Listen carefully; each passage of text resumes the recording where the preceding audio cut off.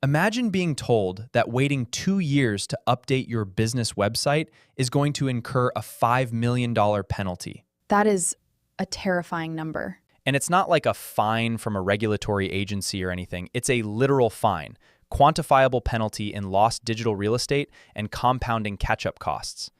Which is exactly why if you are running a business right now, or even just managing a brand, that specific statistic should probably be keeping you up at night. Absolutely. Because today we are unpacking a reality where the massive companies dropping millions of dollars on Google Ads are they suddenly finding themselves completely invisible. And the craziest part is that this invisibility isn't a glitch. It's actually a feature of an entirely new architecture for how human beings find information today. The financial gravity that used to hold the whole search engine system together just, it doesn't apply in the same way anymore. Okay, let's unpack this. That is the core of our mission today for this deep dive. We're looking at a really fascinating strategy guide titled The Small Law Firm Playbook for AI Search Dominance. It's such a brilliant document. It really is. It's authored by Qamar Zaman, who is the founder of Kiss PR and co-founder of a platform called Coffee with Q, alongside Renee Paras. Zaman has spent, over 2 decades deep in the trenches of Google algorithms, digital PR, and just understanding the DNA of search engine trust. Right, and Paras brings this massive background in SEO and public relations to the table. Together, they are detailing how the little guy, the local business with a tiny budget, is actively beating massive, deep-pocketed competitors in the new era of ChatGPT, Perplexity, Gemini, and Google AI mode. It fundamentally flips the script on visibility. In the traditional Google era, money basically bought space. A massive budget meant you could simply overpower smaller competitors through sheer volume of ads and backlinks. Exactly. But Zaman's playbook reveals that AI engines just don't care about ad spend. They are operating on a completely different set of incentives. The rewarding clarity, proof and consistency above all else. So we're going to break down Zaman's exact 30-day playbook today. But before we get to the how, I feel like we have to establish the stakes. Oh, for sure. We need to look at why a playbook for small law firms is suddenly the most urgent document a marketing director or local business owner could read right now. So why is it so urgent? Well, the urgency comes down to a permanent shift in consumer behavior.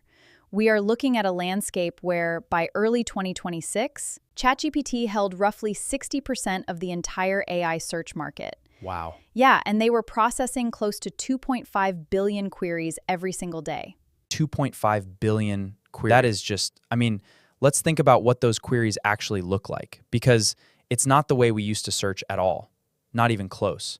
10 years ago, you'd type Lawyer Dallas into Google, but now people treat the AI like an expert consultant. They really do.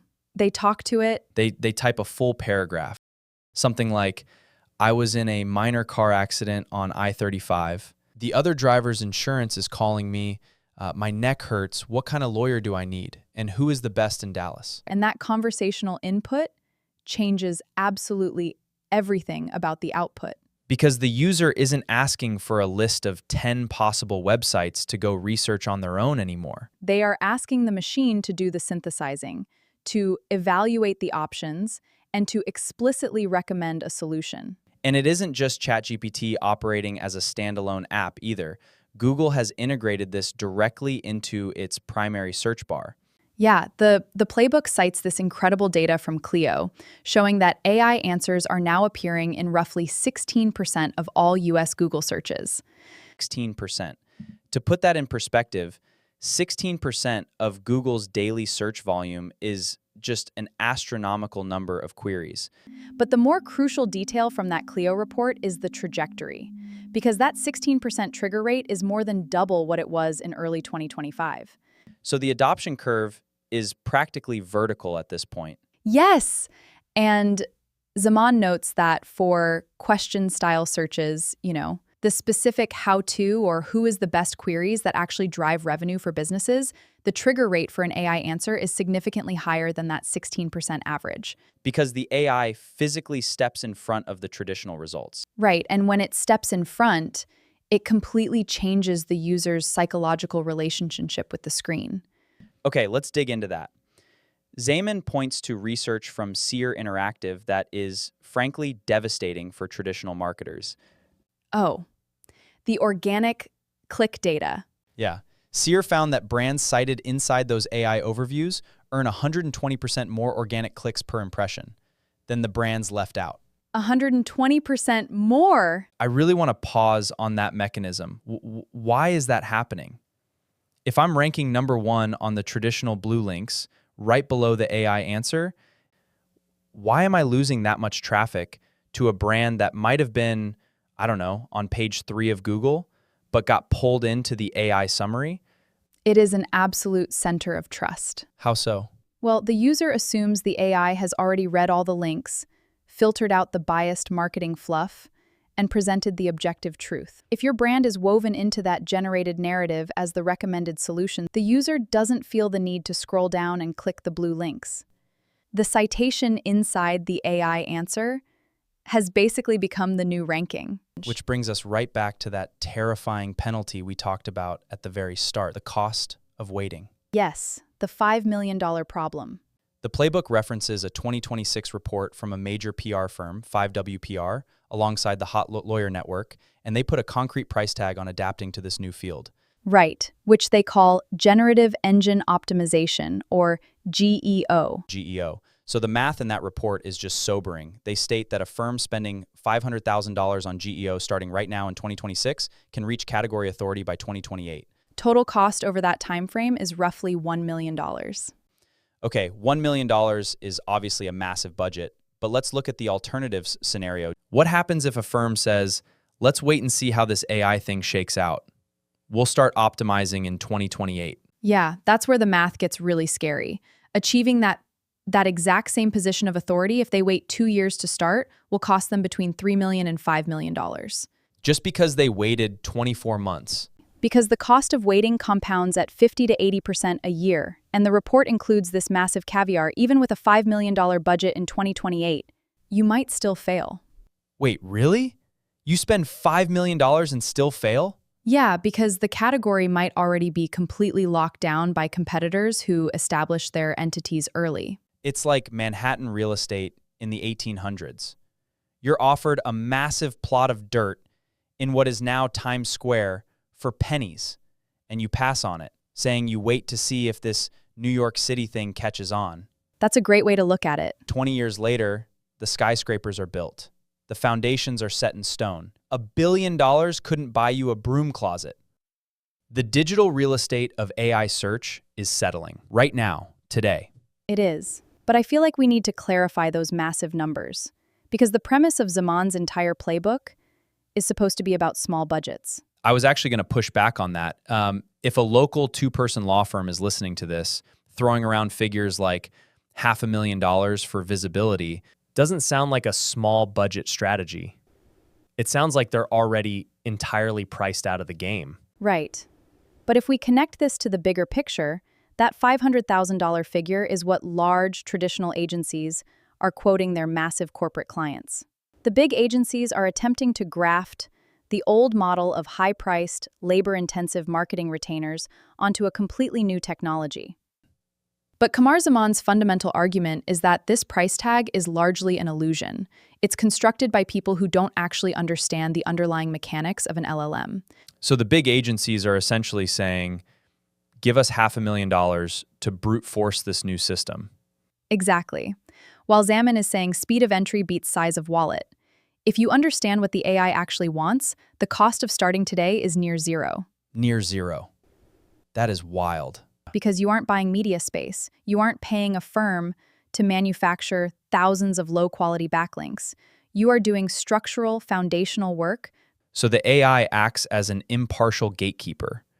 And if you provide the most credible, machine-readable facts, it names you. Exactly. It bypasses the massive firm spending $500,000 entirely. That raises a massive question for me. If the stakes are this existential and big firms have armies of SEO experts and limitless budgets, why are they currently failing so badly? Why is the back door wide open for a small firm to slip in and dominate? Well, big firms are operating on a fatal assumption. They assume that decade of dominance in traditional Google search automatically translates to dominance in AI search. Which bring us to examine calls, the 12% myth.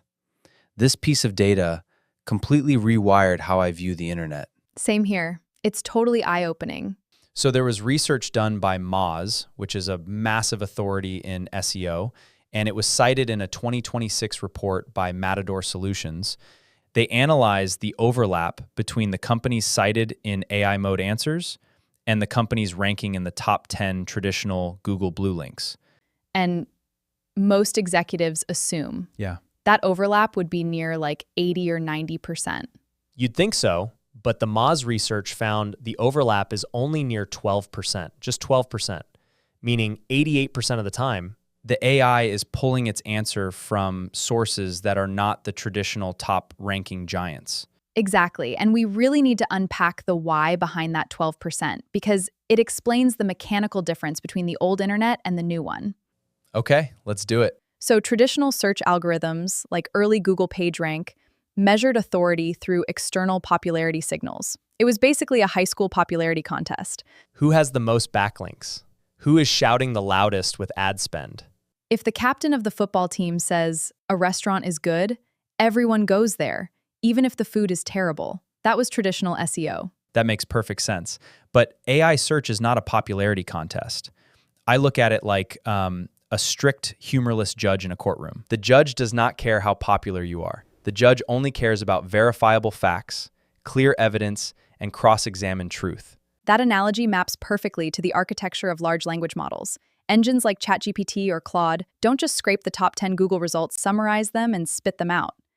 They pull from a completely different set of parameters and utilize entirely different evaluation metrics.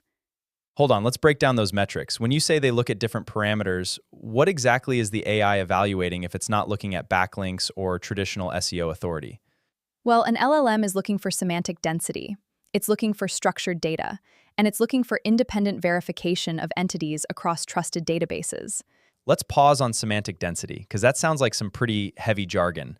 Are we just talking about the old tactic of keyword stuffing, like putting the phrase Dallas lawyer on a page 50 times? No, not at all. Semantic density is actually the exact opposite of keyword stuffing. Think about how an LLM understands language.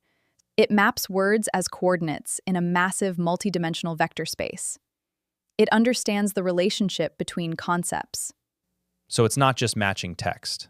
If a page says, "We provide aggressive representation," those words are very far away in the vector space from the hard facts needed to answer a specific legal question. Because it's just marketing fluff. Exactly. But if a page contains dense related concepts, specific statute number, exact filing deadlines, precise dollar ranges, the LLM recognizes that semantic density. It sees a cluster of highly relevant factual coordinates.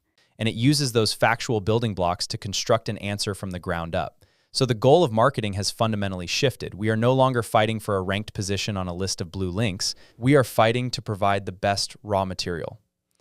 So we are explicitly named inside the AI's generated answer. And because big firms are still paying their agencies to chase those blue links, the playing field is entirely leveled for small, agile businesses. So let's get into the execution. How does a small budget actually exploit this gap? Zaman lays out an exact 30-day playbook. Let's walk through the mechanics of it. So phase 1, week 1, is all about establishing a baseline. He calls it the free AI visibility audit. And importantly, the very first step costs $0. What does the audit actually entail? Because Zaman specifies that you cannot use old keyword strategies here, right? You have to run real conversational client prompts across the major engines, ChatGPT, Claude, Perplexity, Gemini, and Google AI. So not just typing DUI lawyer Dallas. No, absolutely not. You use the long-tail language real people use when they are stressed. Something like, who is the best DUI lawyer in Dallas to help me if this is my first offense and I have a commercial driver's license? That's incredibly specific. Or what should I do after a bike accident in New York? And which specific law firm specializes in intersection collisions? Okay, so you run those exact granular prompts, and the playbook instructs you to log 3 specific data points. First, does your firm appear in the answer at all? Second, how does the AI actually describe your firm? Like, what context does it provide? And third, which competitors are showing up instead of you? You are basically building a scoreboard. And Zaman points out that most firms have never even run this basic diagnostic. They're operating completely blind. But by spending just 1 hour manually testing these prompts, You immediately understand your current standing in the vector space compared to the massive firm down the street. Okay, so you run the audit and you look at your scoreboard. For most small businesses, the result is going to be a blank page. You're invisible. And the immediate impulse is probably to start redesigning the website or writing blog posts. But phase 2, week 2 of the playbook says that's completely backwards. Because before the AI cares the reality what you have to say, it has to believe you actually exist in the physical world. So week 2 is titled Fix the Entity. This concept of an entity seems central to everything Zaman talks about. It is the foundational layer of AI search. An AI engine does not view your business as a website or URL. It views it as a distinct entity. Like a specific node of information? Exactly. A node with concrete attributes. A name, a location, a set of verifiable credentials. But how does an AI verify that you, the entity, actually exist? If it doesn't trust your own website's marketing copy, where is it looking? Cross-checks your details across trusted third-party databases. Zaman cites this vital 2026 study, showing that just 7 directories own every single AI citation for legal queries. Just 7. That's it. Okay. For the legal industry, what are those 7? Well, you've got Avo, Justia, Martindale Hubbell, Super Lawyers, Best Lawyers, Chambers, and Legal 500. And the data gets even more granular, right? Okay. Avo study revealed that the 4 most cited sources, specifically inside ChatGPT's training data, are Super Lawyers, Avo, Martindale Hubbell, and Feedlaw. Yes, so when a user asks ChatGPT to recommend a lawyer, the model isn't randomly scouring, it is disproportionately weighting the data-trusted directory profiles. And therefore, the instruction for week 2 is unglamorous but critical. Claim every single one of those profiles, plus your Google business profile and your state bar listing. And this is the most important part. You must make your name, address, and phone number Mathematically identical across all of them, down to the exact punctuation of the suite number. I really have to stop here. We are talking about cutting-edge neural networks, billions of parameters, the absolute frontier of technology, and the secret to dominating it is updating your address on a just-to-you profile. That sounds like local SEO advice from a blog post in 2010. How does manual directory cleanup manipulate an LLM? To understand the mechanism here, you have to understand the fundamental architecture of a large language model, and specifically its greatest vulnerability. You mean hallucinations? Yes, exactly. Presenting false information as fact is the existential threat to these AI companies. Because if they give bad info, they lose all credibility. So the safety guardrails are constantly trying to mitigate the risk of being wrong. When an AI attempts to construct an answer about an entity, it acts like a profoundly paranoid detective. Okay, let's trace a query millisecond by millisecond. Someone asks Claude for a Dallas attorney. Claude considers your firm. What happens next? Exactly. Well, the model looks at your website. It sees 100 Main Street, Suite 100. Then it cross-references that entity data with Avo, and Avo says 100 Main Street, Suite 100A. Now, a human looks at that discrepancy and uses common sense. They say, it's the same building. They probably just updated their internal office numbering. No big deal. But an LLM does not possess common sense. It possesses pattern recognition and probability calculations. When the LLM encounters Suite 100 in one node and Suite 100A in another, it does not assume a typo. It registers a statistical anomaly. It calculates doubt. Exactly. The model calculates a token confidence score. It basically says there is a 15 probability I'm con 2 different entities, or that this entity has moved and the data is stale. And because the prompt is asking for a legal recommendation, the AI's internal threshold for risk is incredibly low. The moment doubt enters the calculation, the AI simply drops you. Just like that. Just like that. It abandons your entity and moves to the next firm on the list, whose details are mathematically identical across all 7 directories. That is staggering. A massive 500-partner law firm could have the best track record in the state, $1 million website, and brilliant lawyers. But because a paralegal forgot to add the letter A to a suite number on a Martindale Hubbell profile 6 years ago, the AI just drops him in the trash bin. It happens all the time, and as Zaman emphasizes, fixing this alignment is entirely free. But it is tedious manual data entry. Massive firms won't pay their high-priced agencies to do it. No, and the agencies would rather sell an expensive new website build than spend hours cleaning up directory profiles. That behavioral gap creates a massive vulnerability that small, meticulous firms can exploit for $0. It's like finding the thermal exhaust port on the Death Star. It's a tiny structural flaw that brings down the giant. Okay, so phase 2 is complete. Yeah. The directories are perfectly aligned. The AI detective looks at your files and calculates zero doubt regarding your existence. Now we move to phase 3, week 3. The entity is verified, but now you have to feed the AI information it can actually use to answer complex queries. This is where the playbook transitions from entity validation to content strategy, writing for machines first and humans second. Zaman is absolutely brutal in his assessment of traditional legal marketing copy. He explicitly states that vague copy gives an AI absolutely nothing to lift. Because there is no extractable data in phrases like aggressive representation, decades of combined experience, or we fight for you. It is purely subjective marketing spin. The AI can't verify aggressive. Exactly. And more importantly, we have to look at the category we're operating in. Law, along with finance and medicine, sits in a category that Google and AI developers classify as YMYL. Your money or your life? Yes, the algorithmic guardrails for YMYL content are cranked to the maximum. Because the stakes are so high. The engine understands that providing a bad answer about a local bakery might ruin someone's, but providing a bad answer a statute of limitations could ruin life and expose the AI company to immense liability. That makes total sense. So in YMYL categories, real verifiable expertise is the only currency the machine. So week 3 is dedicated to rewriting your top practice area pages. And Zaman provides 3 very strict rules for structuring this content. Rule number 1, lead with the question. He advises using headers that mirror the exact shape of real client queries.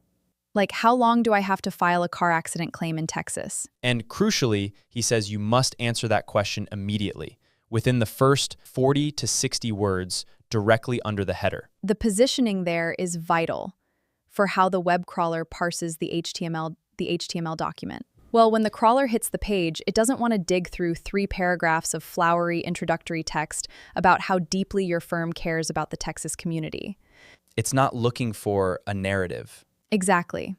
It wants the semantic relationship between the user's query and your factual answer to be immediate, tight, and undeniable. Rule number 2, name the author.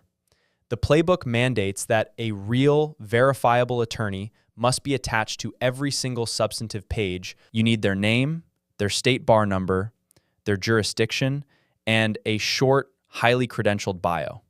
This ties directly back to mitigating doubt in a YMYL category. An anonymous blog post detailing Texas traffic law is high risk for an LLM to quote. But a post explicitly authored by a lawyer whose credentials can be cross-referenced with the Texas Bar Association database, that is a safe, high-probability asset.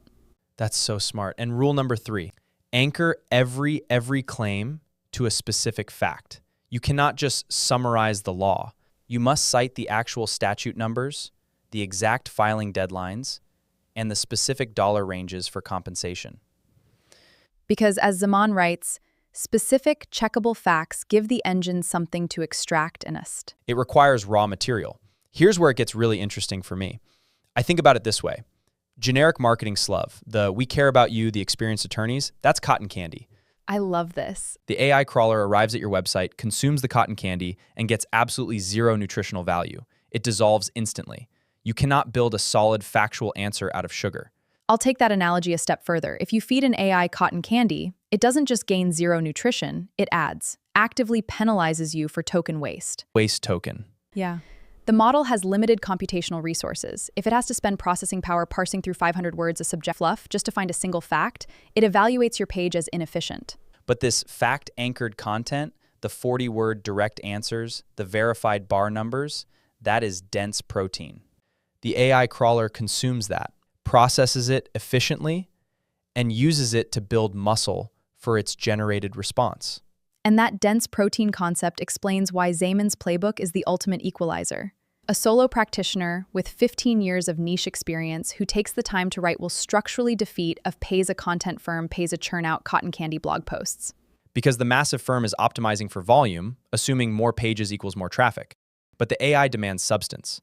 The AI does not care how large your office building is if your web page fails to provide the specific statute of limitations the user requested. The solo attorney answering the question directly becomes the authoritative node in the vector space. Budget is entirely decoupled from visibility. It really is a complete paradigm shift. We have aligned the entity directories. We have rewritten the pages with dense factual protein. The AI knows who you are, trusts your credentials, and has the facts. Now we arrive at phase 4.4. Simone calls this the schema secret. This is where we cross from content psychology into hard structural coding. The playbook instructs small firms to add structured data, specifically schema markup, to their sites. Let's break down what schema actually is, because it sounds really intimidating. What are we talking about here? Well, schema markup, which is often implemented as JSON LD, is essentially a layer of hidden code added to the back end of a web page. It translates human-readable text into explicit machine-reading readable data. So instead of the AI having to read a paragraph and infer, like, I think this string of letters is the attorney's name, schema explicitly tags it. Yes, the code explicitly declares this string of text is an attorney name. This string of text is operating hours. This block of text is an FAQ answer. That makes it so much easier. Crawler. It removes any requirement for the AI to infer, guess, or calculate probability. You are handing the AI the exact data it needs in its native language. The playbook highlights 3 specific schema types that matter for law firms.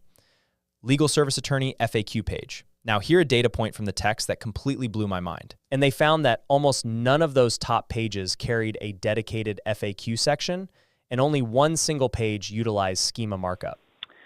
It is an astonishing structural oversight by the entire legal marketing industry. But Zaman explains exactly why this happened.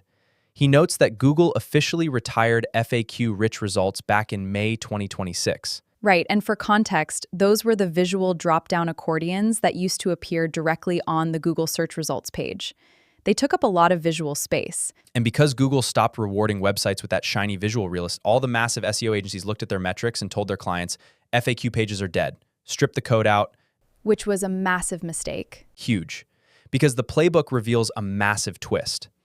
AI engines like ChatGPT and Perplexity still pull direct answers heavily from clean schema-marked Q&A blocks. And because FAQ pages actually grew more useful for AI search, not less. What's fascinating here is this is a perfect example of herd mentality driven by outdated metro agencies.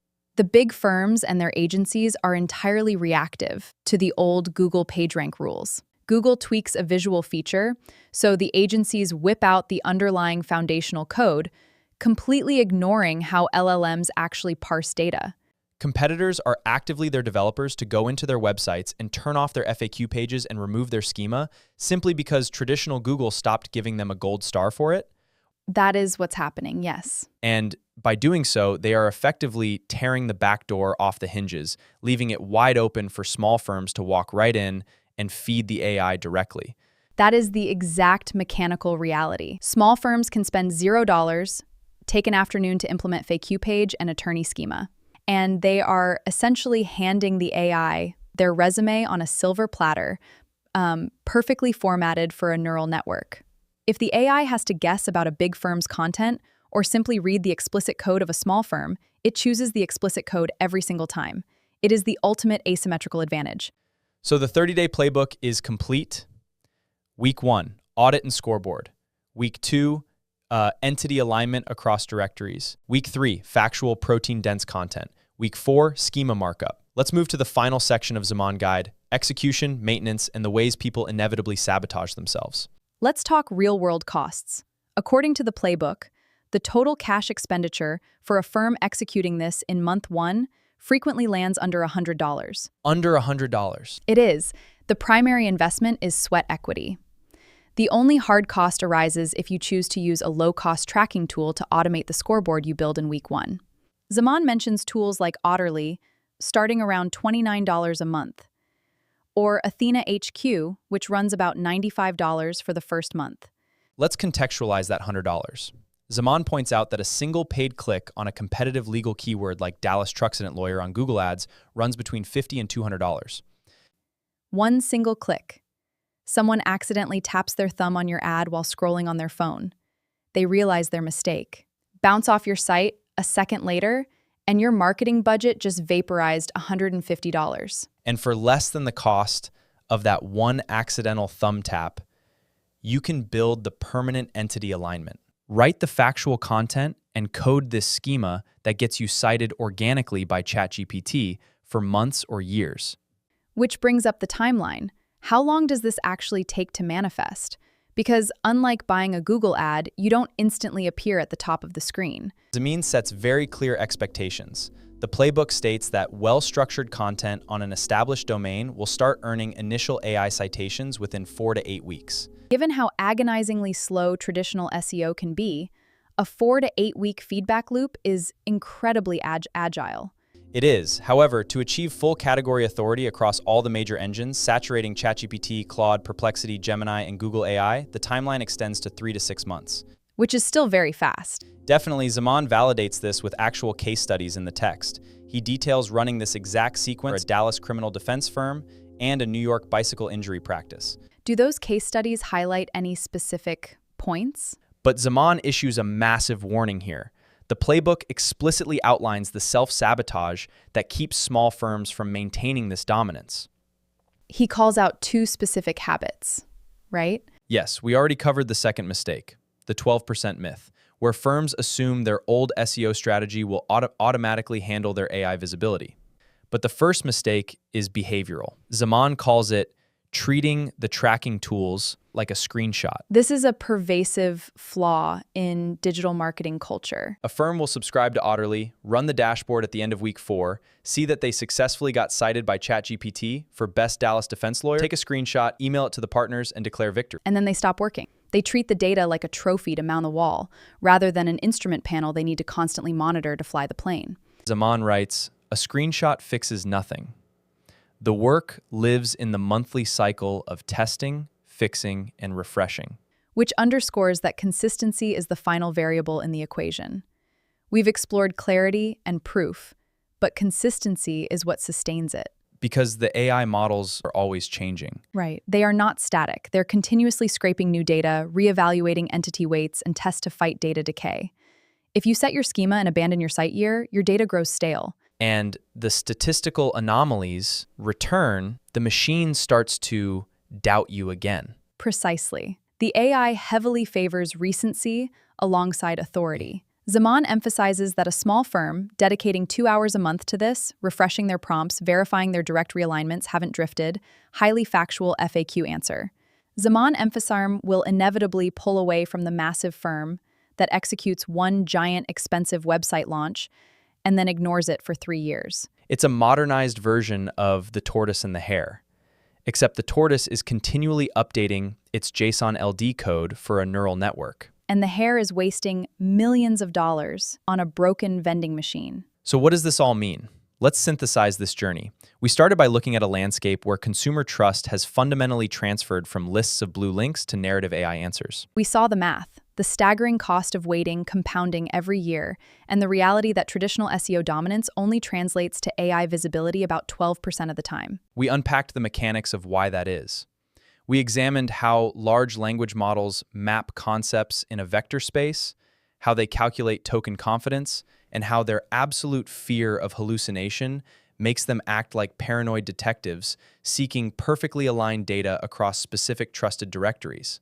We walk through the 30-day execution, the free audit, the unglamorous entity alignment across Avo and Justia, and finally, by implementing the exact schema markup the AA craves. The shift away from cotton candy marketing fluff toward dense, factual content authored by experts. And we established that this foundation can be built for less than the cost of a single accidental click on a Google ad, provided there's a commitment to monthly consistency. If you are running a business right now, even if you are not running a small law firm, maybe you're managing a local HVAC company, building a personal consulting brand, or strategizing for a mid-sized tech firm, the underlying mechanics of Zaman's playbook apply universally. artificial intelligence is rapidly becoming the primary filter through which humanity accesses information. It does not care about your ad budget, and it does not care about vague marketing spin. If you master clarity, proof, and consistency, you can dominate your niche. It is a profoundly democratizing force for any business willing to adapt to the new rules. It is as we look at how deeply these machines rely on structural perfection to determine truth, it raises a fairly philosophical question.